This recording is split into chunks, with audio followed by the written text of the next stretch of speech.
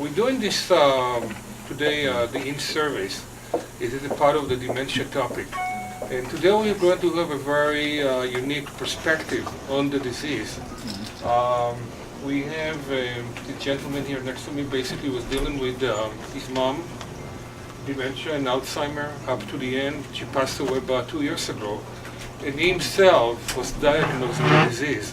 So he's going to talk about his perspective on the disease, his experience, his struggle, his fear, his experience with mom as well. So I try to get a different perspective for you guys to understand. So when we part of what we're caring for elderly people in our building, we're caring for human beings. Behind each resident of us, there is the full life story. And this is something that we need to embrace as we're caring for them. But the true perspective, no one can really understand what those people are going through until, unfortunately, they're going through this horrific road. So with this, I would like to introduce you, give you all the stage here. You have all the attention here. Thank you for coming and joining us today. You're welcome. We truly appreciate this. Okay. Don't forget to check. Just kidding. Okay. My name is Bryan McKeown. I'm 70 years old. I live here in Worcester.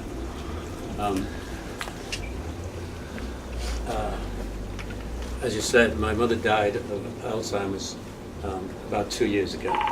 About that same time, I was diagnosed with it. So I'm kind of in, I would say, the third or fourth year of it now. And I'm not sure what the stage is. I know there's different stages. There's 7 stages or something like that. I think maybe I'm in stage 3, but I'm not sure. But what I'm going to talk to you about is all the things that have happened to me since I was diagnosed and what I've kind of been through and how I've changed. My emotions, how it's affected my wife, Sue, over there. And okay, I've got a little cheat sheet, okay? I hope you don't mind because I'll forget what I was going to say because I've got Alzheimer's. So, let me talk first of all about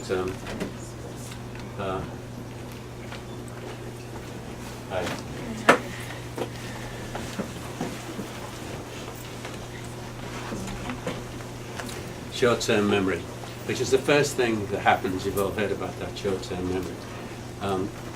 And then it goes on to long-term memory. And I've got both of those right now.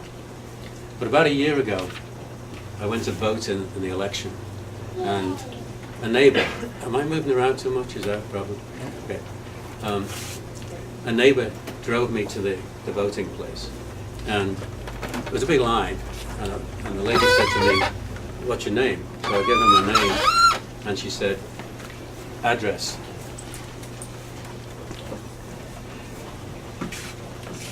And then she said, "Address." And then she said, "You can't vote if you don't give me your address." The line behind me. And my next door neighbor who drove me there said, "I know where he lives." So that wasn't a problem. But it was embarrassing, you know. Another embarrassment. I'm going through the drive-in, because I'm not driving anymore. But back then, I was driving a little bit. And I go to the car wash. I'm halfway through the car wash, and I wind the windows down. I got soaked. So did the car. I mean, it's kind of funny when I think about it now. So things like that, strange things happen like that. Talking about cars, back then, before I stopped driving, I could go to 4 places. One of them was my, I gotta get closer to my wife so she can tell me what I'm missing. But one of them was the grocery store. And I'm coming back from the grocery store and I need gas. I pull in the gas station, I get out of the car, I open that little door, and then nothing. And I'm standing there looking at the thing. And the guy comes up to me and he says, "Are you going to stay here?" And I said, "Would you do me a favor and would you fill my gas for me, fill my tank for me?" And he said to me, "How did you get here?" That's once again, it's pretty embarrassing. And you don't like saying that to people. Oh, I've got Alzheimer's, so I've got this memory problem. So that's one of the things. You might be wondering what the accent is, by the way. I'm from New Jersey. It's exit 26. Just kidding. I'm not making excuses. I'm from Liverpool in England. Okay. I was born and raised in England, Liverpool. The accent actually is the Beatles accent. And but I've been in the United States now for, 36 years. Most of it as a citizen. So long-term memory, yes, I've got that too. That's a bit of a problem.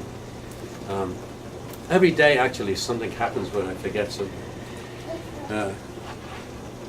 So one of the things I can't do anymore is math, and basic maths. The stuff you learn when you were a kid. I can't add 17 and 12, for example. Even if I try and write it down, I can't do that. And I can't process processes. Anything that's a process, I'm lost. It takes 2 or 3 or 4 steps to happen. I can't do. For example, telling the time. If the clock has got hands on it, then I'm lost. If it's a digital clock, I can see the numbers and I'm okay. But what happens when you're telling the time? There's so many things you've got to process. You've got the little hand, the large hand, all those other numbers around it, and they're all tied together. And your brain just automatically understands the ties and gives you the time. But it doesn't for me. So I have to use a digital watch, which isn't so good. The watch itself, it's not so good. But anyway, things like that. Other things that scare me, but escalators, for some reason. I never was scared of escalators, but now I'm really afraid. And this might be just dementia, I don't know, but as the escalator comes up to you, you take a step at the right time, you steady yourself. But I can't do that anymore. I'm looking at the things. My brain is saying, don't go now, don't go now, don't go now. And I'm confused. I'm standing there in front. We're in this big airport in Fort Lauderdale, and it has a huge escalator. So my wife goes first, and she has a carry-on, and she's going down the escalator, and I'm standing there and waiting to be able to go on the thing. So what I do eventually is I take a stand forward, and I'll leave my bag, my carry-on, at the top of the place. So nobody else can get past. And some woman starts yelling, "Is it a bomb? Is it a bomb?" And I'm going, "No." So things like that that have happened to me so far.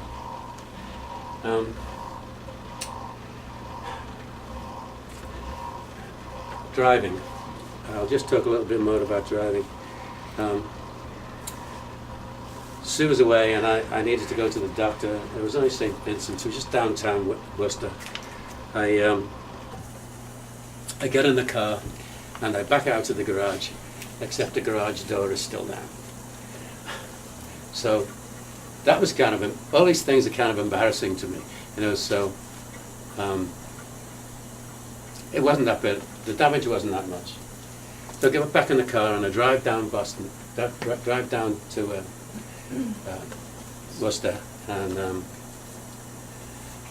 after about a couple of 100 yards, I realize I'm going to crash into somebody, and that's what stopped me from driving.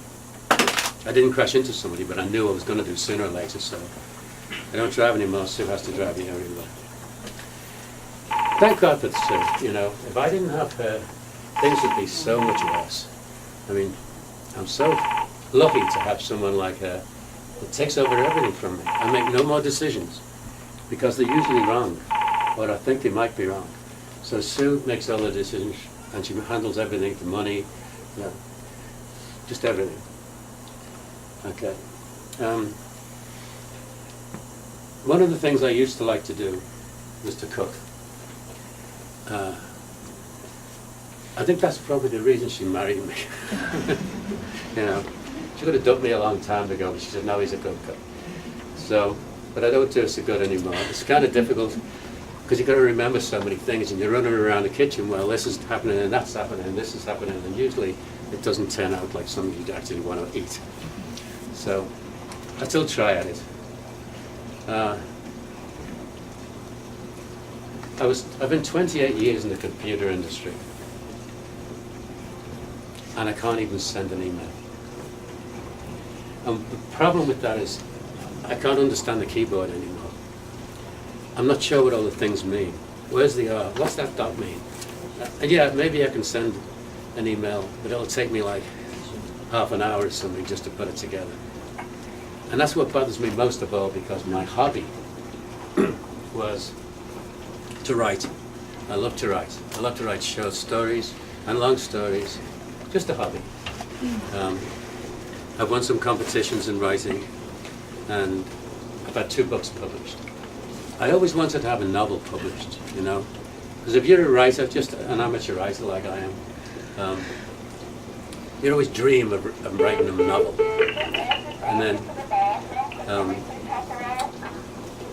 once again, about 2 years ago, I finally found someone who wanted to publish my novel. There's a lady in Westboro that has a publication, there's a book publisher, and she also teaches writing in the Worcester Art Museum. And I learned a lot from her. And then she decided she wanted to be rather as a teacher, she wanted to have her own publishing company. And mine was the first book she published. It's called Hannah's Left Hook. I should have brought it with me because it's got a nice one cover on the front and a cover on the back with me and my dogs and stuff, but I didn't. Anyway, it's called Hannah's Left Hook. It's about this pearl washer woman who discovers she's got this devastating left hook through scrubbing the church floors so many times. So she uses this God-given weapon to protect herself from the bad guys and her family, to protect herself from, and her family, from bad guys and bureaucrats and bullies and so on. And it's not just about a woman that goes around punching people, and it's based on my maternal grandmother, who was a very dangerous person. You didn't want to mess with her because you get clobbered. But so I based this novel on this, and it's more like a historical novel because it's about a story of survival during the first half of the last century, which was one of the worst times to live through in modern times. Everything was happening one after the other, one trauma, one drama, one terrible war, and we call those people the Great Generation, the ones that lived through it, that is.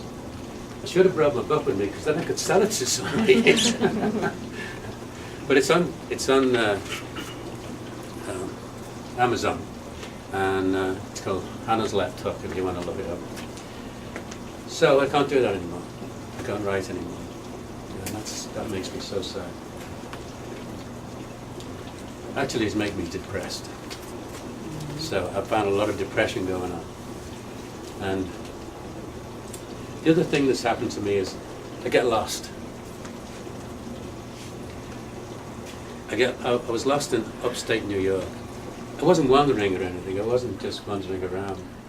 But I knew I was lost. I got lost in a cruise ship twice. I had to go to the front desk and ask the lady, could you tell me how I get back to my cabin?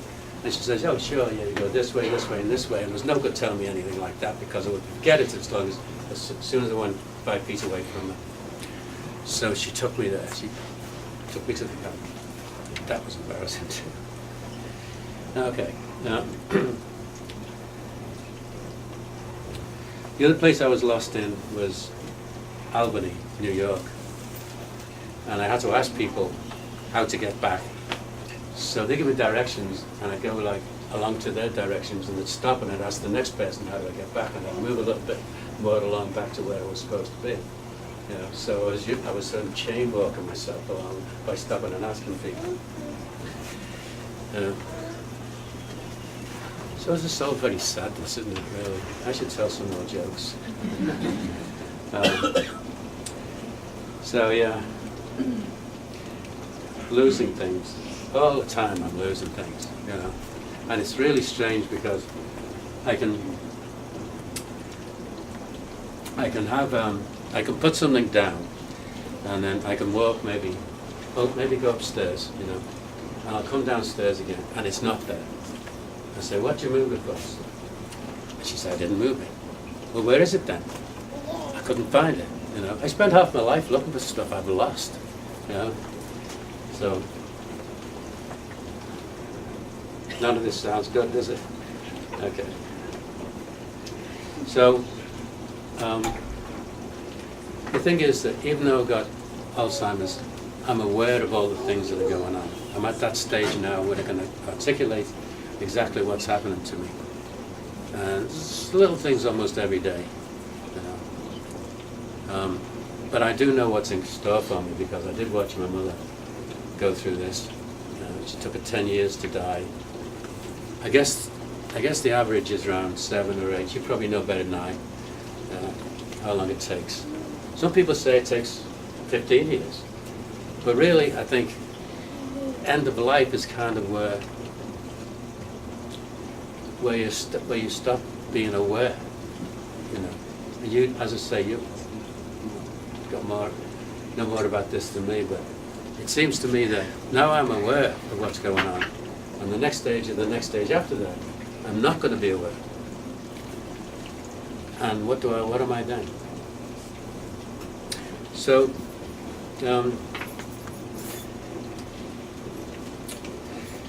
recently I've started to get fairly angry.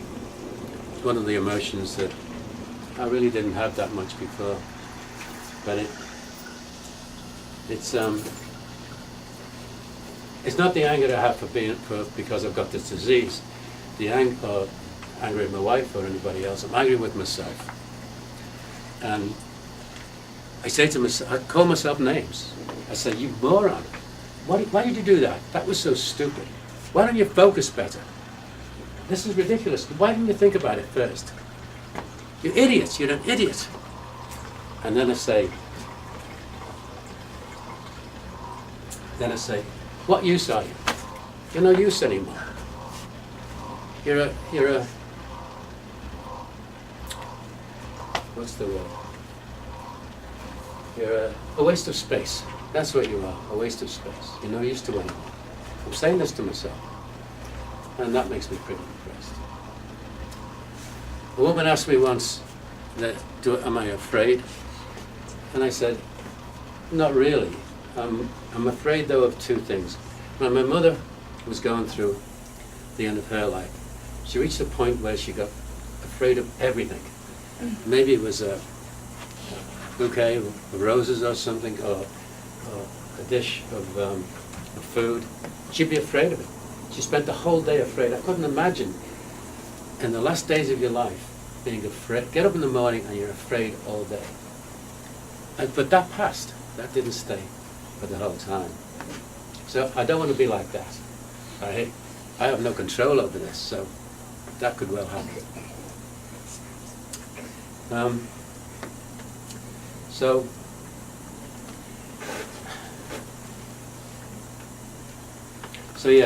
a lot of anger. Clothing, that's another problem I have with this clothing, and you guys will understand this. First of all, I'll tell you this. I have trouble putting on anything that has sleeves if it's a shirt. If it's a shirt like this, I'll put it on the wrong way around. You know, it goes over my head. I put it on the wrong way around. And I know I'm doing it. It's really bizarre. I know that I'm doing it. I know it's wrong, but I still do it because one part of my brain is saying, do this, and the other part is saying, no, do that. And then I finally put it on, and I go over to Sue and I say, is this on the right way? And she'll say, no, it's not. So I'll go back and I put it on the right way. But I always put it back on the right way. It's really strange. And and the other thing I have problems with, and as I say, you men might appreciate this, and this is really embarrassing, is zipping up. I should have a big notice at the door that says, Brian, before you go out, zip up. So, and it's, you know, you might be wandering around the mall, you know, so somebody says, hey, zip up. So, okay. So basically, I guess the next stage, stage 4, it all sounds really depressing, I suppose. I got this neighbor, this good friend of mine. He's a neighbor, and he's 80 years old. And we walk our dogs together. But he doesn't believe that I've got anything wrong with me. He says to me things like, you know, your own worst enemy, Brian, or you know, cheer up, or he doesn't really believe in me, because I talk to him like I'm talking to you now. It doesn't sound like I've got a problem. And he says to me, oh, I have that all the time. I go into the kitchen, and I forget what I was in the kitchen for. And, you know, I've heard that many times from people. Oh yeah, I go into this, and I forget what I'm there for. But what happens with me if I go into the kitchen, because I forget what I was there for, and then I go back again to find out what it was, and then go back to the kitchen again, and I go back again, I forgot that now, and I go back over here to the... So I'm going back and forth. It takes me like 6 times before I can find what I'm looking for. Anyway, that's... anything else I could say is this, that it all sounds pretty depressing, but there's nothing I can do about it. I've been very lucky though, because I didn't have a very good childhood, but I've had a great adulthood. I mean, things have been great in my life. I've been so lucky. The United States has been great for me. I love this country. I had a great career here. I had plenty. I had enough money. We had a nice house. We had nice vacations. I've got 2 great children. I've got 2 great grandchildren. Almost the whole time has been, I should not complain about anything, because it's been wonderful. You know, there's lots of things happen, you know, but I've had a good life here. I've always had a full pantry and a full liquor. Where would you put your liquor? Yeah, liquor cabinet. Yeah, yeah. The doctor said to me, you know, if you're taking this medication, you've got other things wrong like arthritis and asthma. But the doctor says to me, you're taking this medication, but you can't drink with it. So I said, well, there goes the medication. And she goes, no, it doesn't. Okay, so I used to like to drink scotch. But I can't do it anymore. But I can have a glass of wine with dinner, so that's okay. That'll do me. So basically that's it. I know it all sounds... I didn't really realize how depressing it was until I started talking about it. But I'll tell you one thing before I stop, and that's this. I watched when my mother was dying, and when she died, there was a 19-year-old young man at her side. He was one of the carers, and it struck me that anybody that has a job like that like helps people through a time that they're dying, that helps them, are special people. And I think that's what you are, all of you. I don't know how much you get paid, but I'm sure it's not enough. I didn't mean Ben, but you know. But I think a lot of you also work here because you care, because you're people that want to care about people. You're special people for doing that. You've got to have, I would think, a lot of love for people to do what you do. Is to help these folks and me go through this terrible voyage that we're on. And I don't know what I could do or not, because you must need so much love, so much caring to deal with what you have to deal with on a daily basis. So I think that's wonderful for all of you. And God bless you all. Thank you. Thank you. I know we wanted to bring you something from a different angle. We can sit here and tell you about dementia, Alzheimer's, but until you walk the walk, you cannot talk the talk. He's walking the walk, he is talking the talk. So we would like to take this opportunity. I know it's hard to ask Bryan questions. Go ahead. So I know it's a little embarrassing to ask questions, but we are professionals. We need to care for people with dementia. So please, if you have a question, don't hesitate. Anyone? Go ahead. How did yourself or your family know that you had Alzheimer's? Was it a multiple things that you were getting, or is it one big thing? Like, did you walk to the next town and have no idea where you were, or did your wife like figure it out? I think it was a gradual thing. Yeah, it wasn't anything sudden. But I think my wife knew before anybody else, because obviously because she's with me all the time. And the other day, in fact, I made some mistakes, and I asked her. She had to go away on business, and I was away. I was on my own in the house, which was the first time I've been on my own. And when I got back, I asked her, what mistakes I'd made, and she said she wouldn't tell me, because she didn't want to know. If I didn't know, then there's no reason that I should know. So things like that, But basically, she knows almost everything about it. We knew it was in his family, so of course that sort of put us on guard. And it was a lot of the words, because language is so important to him in writing. And it wasn't that he would just forget the word, but he'd use the wrong word in the sentence and keep going. And it never connected. So he was talking about the torpedo that was in Oklahoma. And he meant tornado, but he said torpedo. And he just kept talking. And, so it was several of those things, one after the other. And that's when I said, maybe we should go see something. What did you feel went first? The long term, the short term, those?